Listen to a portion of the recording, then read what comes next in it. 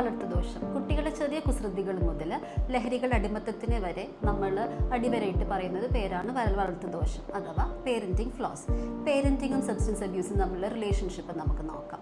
Parenting 3 types ആണ്: permissive, authoritarian, authoritative. Authoritative എന്ന് പറഞ്ഞാൽ എന്താണ്? ഒരു വര വരയ്ക്കുക, കുട്ടി നീ എൻ്റെ മുകളിൽ നിൽക്കുക, എന്നാലും മാത്രമേ കാര്യങ്ങൾ നീങ്ങുന്നുള്ള രീതിയിൽ പറയുക. ആ അറ്റ്മോസ്ഫിയറിൽ വളർന്നു വരുന്ന കുട്ടിയുടെ ബിഹേവിയേഴ്സ് ഭയങ്കര കൺട്രോൾഡ് ആയിരിക്കും. അവർക്ക് സ്ട്രെസ് വരുമ്പോൾ സബ്സ്റ്റൻസ് യൂസ് ചെയ്യാനുള്ള ടെൻഡൻസി ഉണ്ടാവും. പെർമിസീവ് എന്ന് പറഞ്ഞാൽ ഇതിൻ്റെ നേരെ ഓപ്പോസിറ്റ് ആയിട്ടുള്ള രീതി.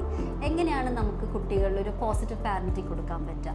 ഏറ്റവും ആദ്യം ensure open communication. Open communication situation specific ആവരുത്. അവർ പറയുന്ന കാര്യങ്ങൾ ഒരു ജഡ്ജ്മെൻറ്റിലല്ലാതെ കേൾക്കുക. നമ്മൾ തന്നെ റോൾ മോഡൽ ആവുക.